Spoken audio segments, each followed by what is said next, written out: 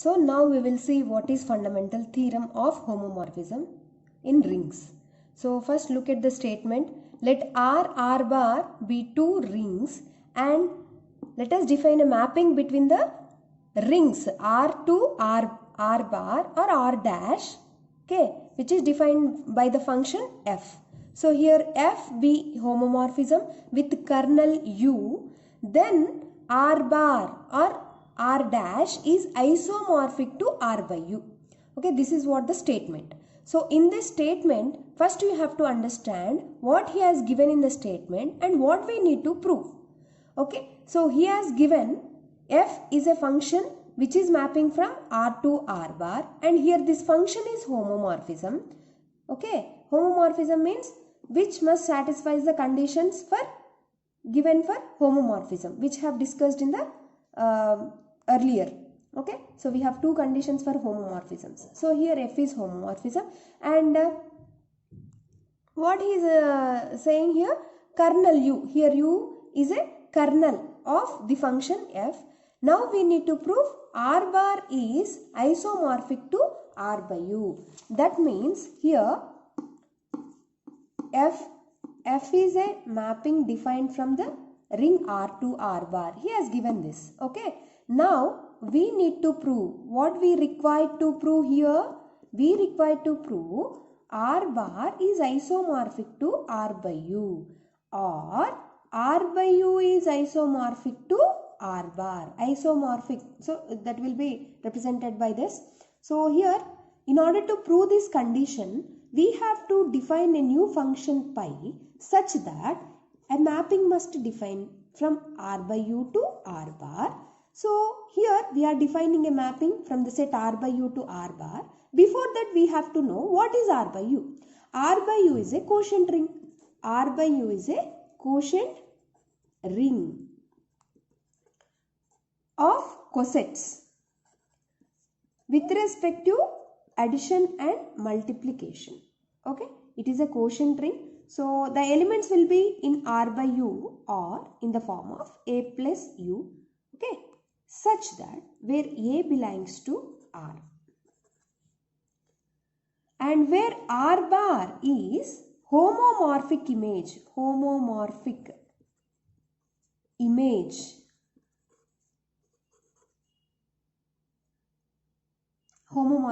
of the function f.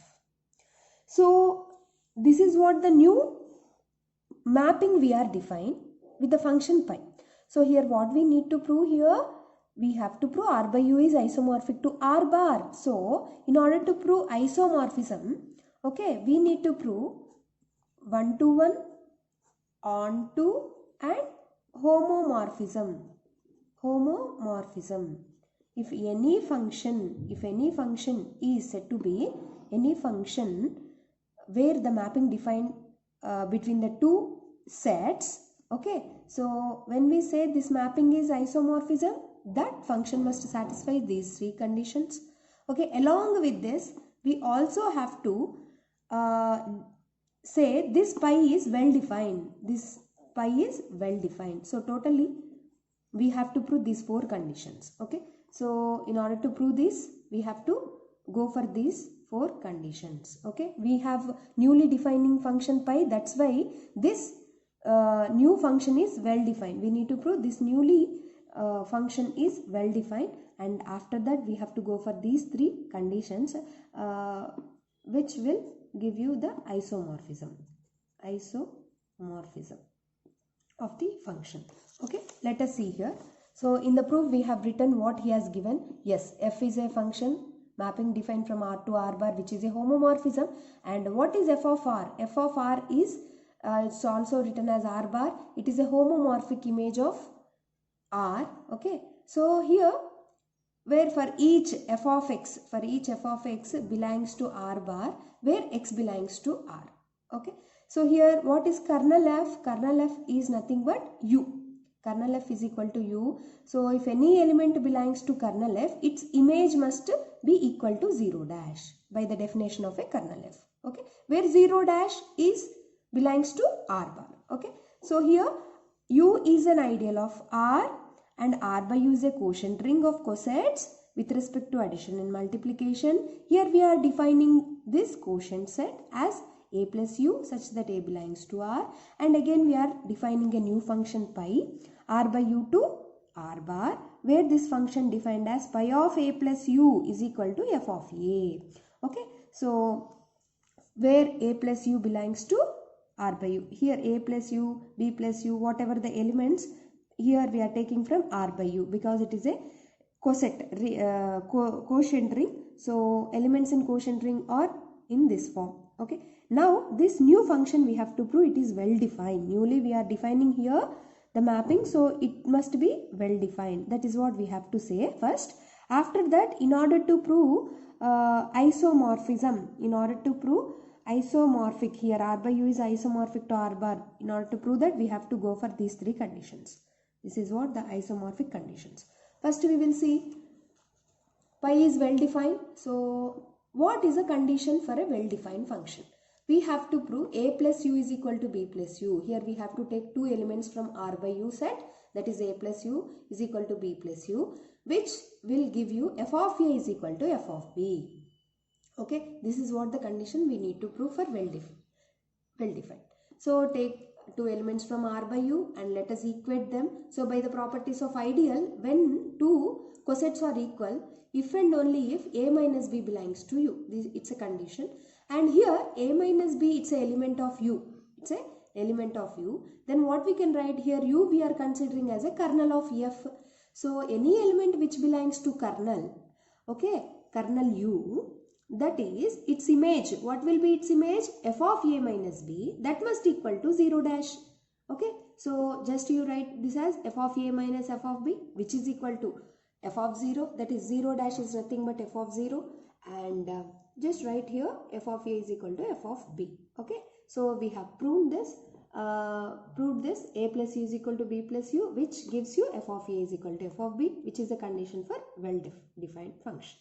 Okay, next we need to go for the 1 to 1. Pi is 1 to 1. So here this is the mapping. We are defining from r by u to r bar.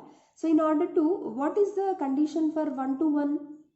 Yes, as we know, how we will prove for 1 to 1. So if f is a function which is mapping from r to r bar, so in order to prove f is 1 to 1, how we will prove 1 to 1 condition? F of x is equal to f of b, f of x is equal to f of y, which will gives you x is equal to y. This is 1 to 1 condition when function is mapping from r to r bar. In the same way, here we have to prove the same condition for r by u to r bar. Okay, we have to define the 1 to 1 condition for the function pi. So same definition will be turned it as pi of u plus a is equal to pi of u plus b, which will give you u plus a is equal to u plus b. So by taking this condition, by taking this, we have to prove this a plus u is equal to b plus u. So same condition we are applying for the function pi. Okay, just compare. Okay, so this is the condition here, pi of u plus a is equal to pi of u plus b. So where by definition of pi, from equation 1 we know that, pi of a plus u is equal to f of a, no? That's why here pi of u plus a, you can write it as f of a, this you can write as f of b, and just subtract this and f of a plus. So you take here this you can write as f of minus b, whereas f of a minus b is equal to 0. So here image of a minus b is f of a minus b, which is equal to 0. I can say a minus b belongs to kernel f. This is also again by the definition of kernel f. Okay, so if any element belongs to kernel f, that is equal to u. Here what is kernel f? U. We are denoting with u. So any element which is presented in kernel, okay, that kernel, what we can say by the condition, by the previous condition, if any element belongs to u, what we can write? A plus u must equal to b plus u. Okay, so finally what we have proved here, pi of u plus a is equal to pi of u plus b, which gives you u plus a is equal to u plus b. Okay, therefore pi is 1 to 1. Next go for the onto condition. What is the condition for onto for this mapping?